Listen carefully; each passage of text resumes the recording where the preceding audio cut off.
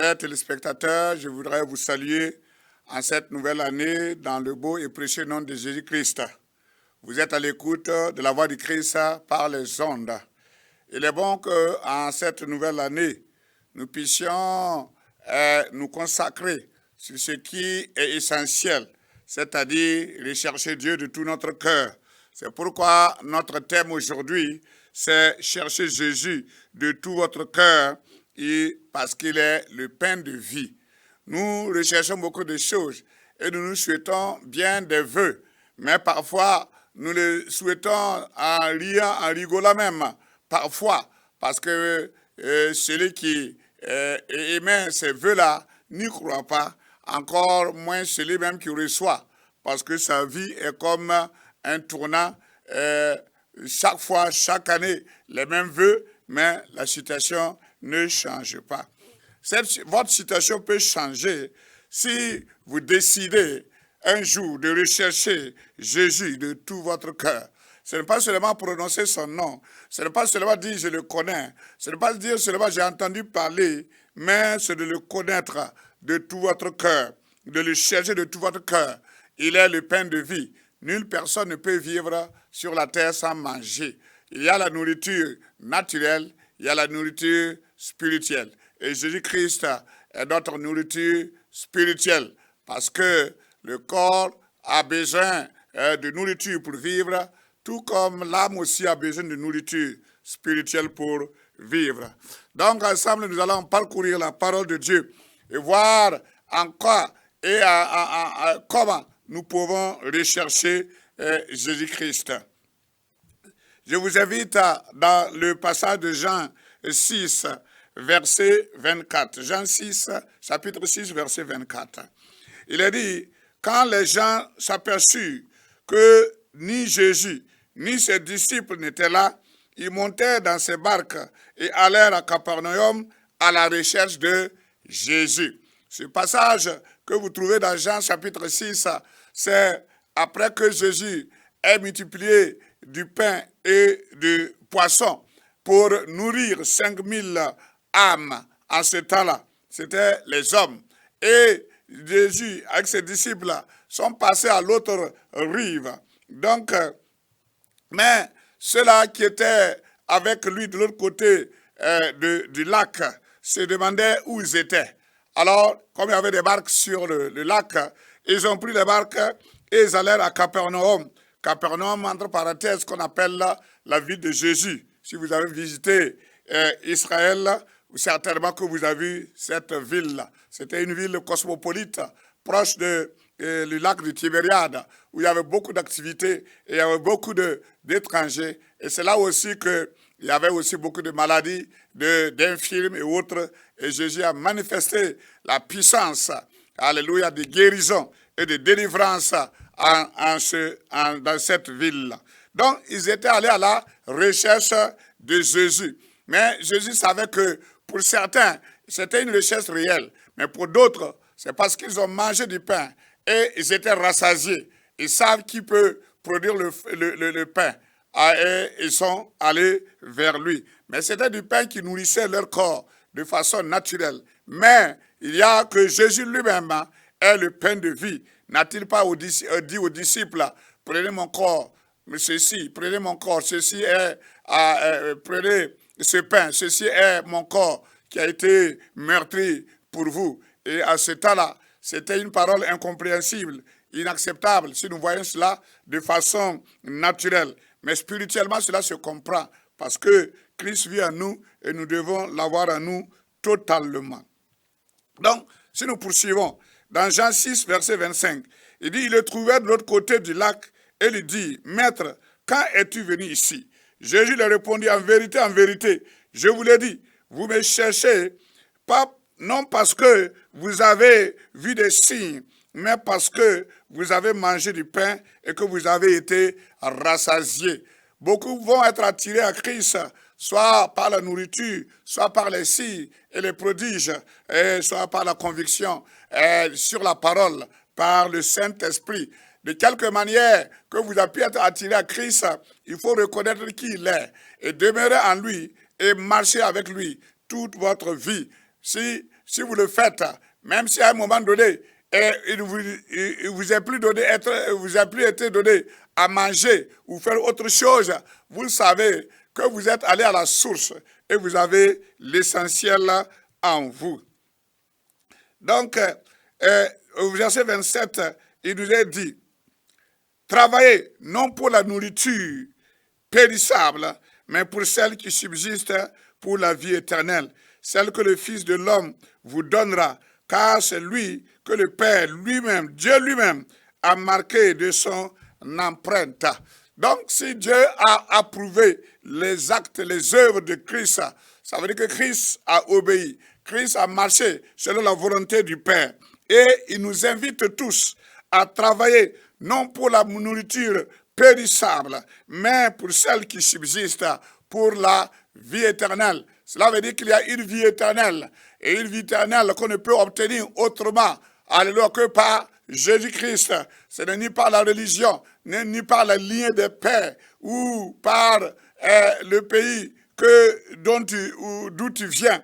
Non, c'est par Christ, parce que Christ est venu du ciel, il y est retourné, et il a préparé la parole et son esprit pour chacun de nous, afin que nous puissions suivre le chemin qu'il a déjà tracé. Et un jour, nous le retrouverons.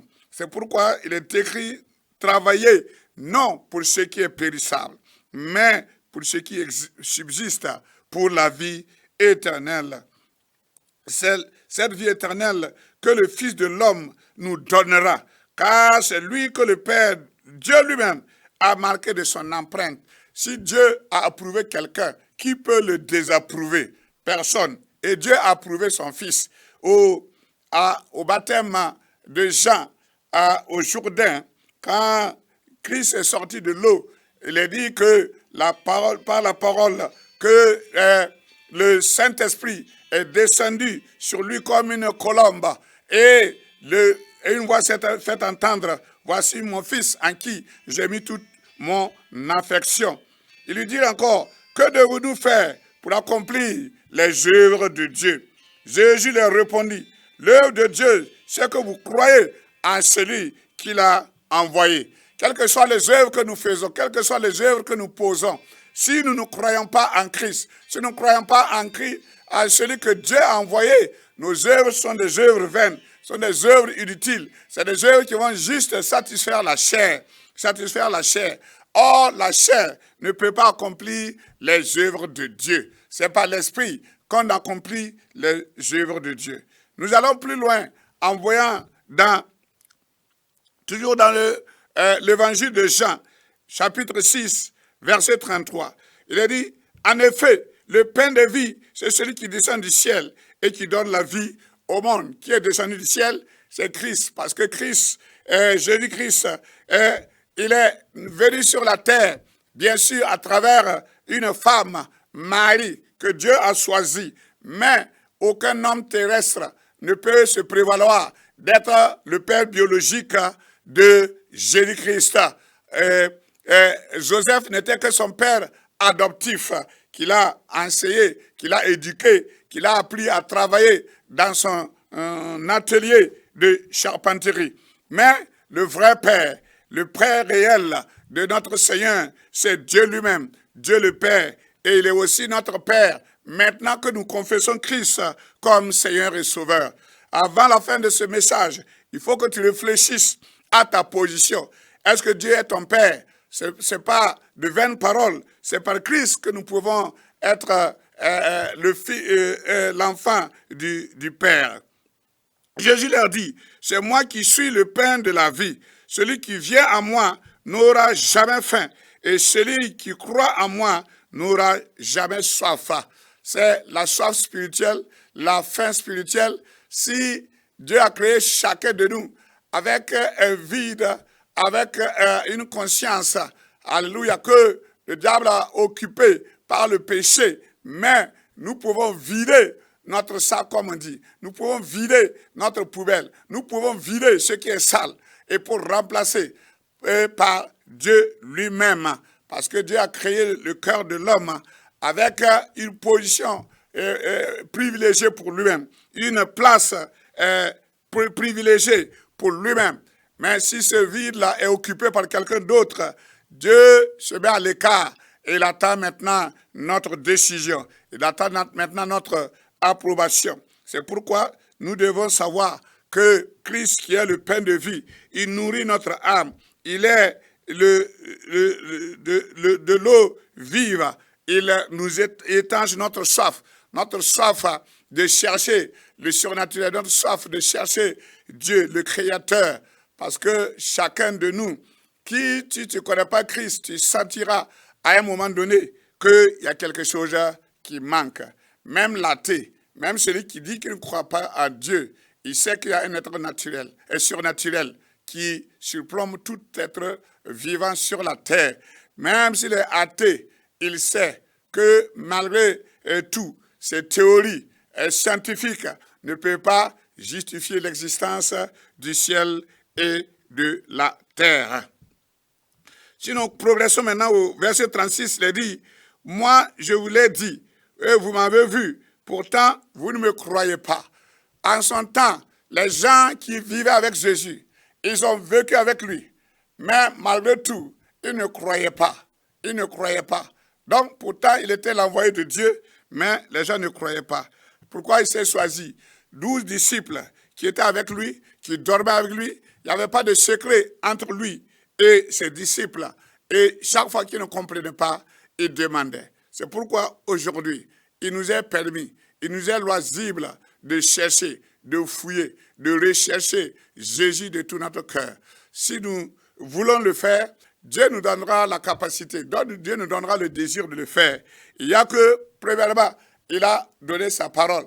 Et c'est un privilège pour notre génération, parce que beaucoup de générations avant Christ, dans l'Ancien Testament, il était rare d'avoir la parole de Dieu. Même ceux qui étaient en Israël, même ceux qui étaient dans les synagogues, il était difficile d'avoir la parole de Dieu pour soi-même. Mais maintenant, nous sommes des privilégiés et d'avoir la parole de Dieu sous forme numérique, sous forme papier et par les écoutes à la télévision, comme vous m'écoutez actuellement, et comme à la radio et partout, les affiches, toutes sortes de choses, des campagnes d'évangélisation, tout ça pour montrer que c'est Christ qui est le Dieu Tout-Puissant. Et nous devons l'accepter, nous devons le rechercher. Le rechercher comment? De tout notre cœur. Parce que comme je l'ai dit tantôt, beaucoup prononcent son nom, beaucoup se disent même qu'ils sont chrétiens, mais leur vie ne montre pas vraiment une nature chrétienne réelle. Ils vivent encore comme le monde vit, ils vivent selon leurs propres désirs et ils ne cherchent pas réellement Dieu. Nous devons rechercher Dieu pendant qu'il se trouve, parce que la Bible dit qu'un jour, le Seigneur Jésus, que les disciples ont vu monter au ciel, là, alléluia, sans aucun secours humain, cette même personne, la personne de Jésus-Christ, reviendra de la même manière. Ça, c'était le témoignage des anges qui étaient en ce lieu-là. Il reviendra de la même manière et tous ceux qui auront confessé Christ pourront monter vers lui et rayer d'éternité en éternité dans le ciel. Mais ceux qui auront renié, ceux qui auront entendu cette parole, comme toi qui m'entends maintenant, ne renie pas. Ta vie ne t'appartient pas. Elle est courte parfois. Donc, c'est à toi de dire que ce que j'ai entendu, je vais croire. Et si tu crois, tu dois savoir. Savoir, c'est mettre cela en pratique, mettre les commandements de Dieu dans notre cœur et mettre cela en pratique. Il a dit même, je vous l'ai dit, vous m'avez vu et pourtant vous ne croyez pas. Beaucoup ne croient pas, beaucoup ne croient pas. Ils ne croient pas. C'est le moment de croire. Croire, c'est dire ce qui est dit est vrai. Et je prends ça pour mien parce que ce qui est dit est la vérité. Et on peut croire sans vous avoir vu, n'est-ce pas? Parce que tu crois au messager, tu crois à la parole et tu es sûr que tu n'as pas été trompé. Et ce que la parole que nous vous donnons n'est pas une parole trompeuse, n'est pas une parole pour vous tromper, mais c'est pour vous amener à connaître la vérité et à marcher dans la vérité. Verset 37, il dit, tout ce que le Père me donne viendra à moi. Alléluia. Ça veut dire que tous ceux-là qui m'écoutent, tous ceux-là qui me regardent à l'écran, sache que même si tu ne crois pas, Dieu t'aime et Dieu veut t'envoyer vers Christ. C'est pourquoi ce n'est pas un hasard si tu écoutes ce message. Aujourd'hui, nous sommes dans les premières semaines de l'année 2023. C'est le moment de prendre les bonnes décisions. Tu ne vas pas passer d'année en année à rater le but pour lequel Dieu t'a créé, pour que tu rendes gloire à Dieu, pour que tu l'adores. C'est pourquoi, ressaisis-toi, laisse-toi convaincre par cette parole-là, parce que le Saint-Esprit, alléluia, est en ce moment là où tu te trouves, que ce soit, alléluia, dans ton salon ou dans ta chambre, où que tu te trouves, ou dans ta chambre d'hôtel, tu écoutes cette parole-là, et c'est sûr qu'il y a une voix qui est en train de te dire, qui est en train de te parler. Écoute cet homme, c'est mon serviteur. Il t'a envoyé tout pour t'adresser cette parole-là. Recherche-moi pendant qu'il est temps. Si tu es sur un lit d'hôpital, sache qu'il y a une opportunité qui t'est offerte aujourd'hui. Amen. Celui-là qui veut te sauver, c'est celui-là même qui veut aussi te guérir. Les médecins savent faire autour de toi, mais ils n'ont pas la solution. Ils n'ont que des propositions, ils n'ont que des essais à faire, mais toi-même tu sens que ta situation s'empire de jour en jour. Mais je te dis qu'il y a une bouée de sauvetage qui t'est lancée, qui est l'évangile. Tout ce que le Père me donne viendra à moi. Donc, crois en Dieu et sache que Dieu t'envoie vers Christ. Et il dit, Jésus lui-même dit, celui qui vient à moi, je ne le mettrai pas dehors. Il n'y a pas une personne que Dieu peut rejeter, que Jésus-Christ rejette. Au contraire, il est mort à la croix pour toute l'humanité. Pour les blancs, pour les noirs, pour les jaunes, pour les hommes, les femmes, les vieux, les enfants, toute personne sur la terre, quelle que soit ta langue, quel que soit ton pays, Jésus a eu la capacité d'embrasser toute l'humanité. Quand il était à la croix, suspendu sur la croix, sa tête ne touchait pas le ciel, ses pieds non plus ne touchaient pas le sol, ses bras étaient écartés à l'horizontale. C'est pour embrasser le maximum d'hommes possibles sur la terre. Donc, tu ne dois pas rejeter cette invitation. C'est une invitation solennelle, c'est une invitation divine, une invitation céleste, parce que l'amour de Dieu est si grand que quel que soit ce que tu as fait, quel que soit ce que ton péché peut te troubler.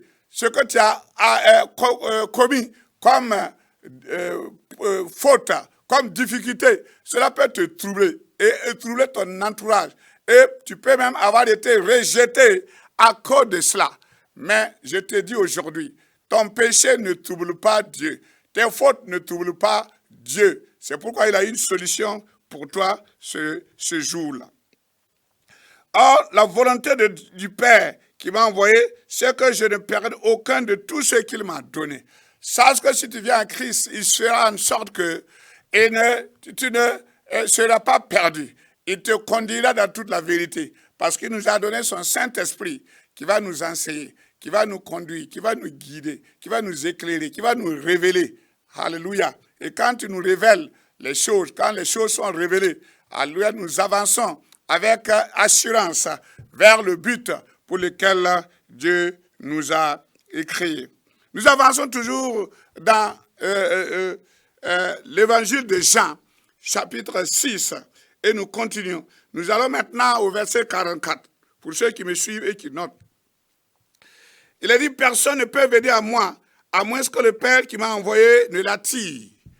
Par prière que le Père t'attire à Jésus-Christ. Beaucoup vont rejeter, beaucoup vont dire que ce que l'homme est en train de dire là n'est pas vrai. Mais quand ils sauront un jour que cela est vrai, et peut-être ce sera trop tard. Nous ne voulons pas que ce soit à ce moment-là que vous puissiez reconnaître maintenant la vérité. Nous voulons que vous reconnaissiez cette vérité-là maintenant. Nous tous, nous l'avons fait. Moi, je l'ai fait. Toi aussi, tu l'as fait. Et beaucoup de ceux qui m'écoutent aussi, peut-être l'ont fait. Mais toi qui ne l'as pas encore fait, il faut que tu comprennes cela. Que le Père, alléluia, veut t'attirer vers son Fils. Et si tu connais le Fils, le palais du Père est à toi. Les dispositions que le Père a établies pour l'humanité sont à toi. et toute grâce, toute bénédiction, alléluia, te sont réservées sur la terre et encore plus au ciel. Donc, c'est que personne n'a vu le Père, sauf celui qui vient de Dieu. Lui, il a vu le Père. Qui vient de Dieu? Celui qui vient de Dieu et qui est clair, qui a donné son témoignage et que la parole de Dieu nous parle aujourd'hui. C'est Jésus-Christ de Nazareth.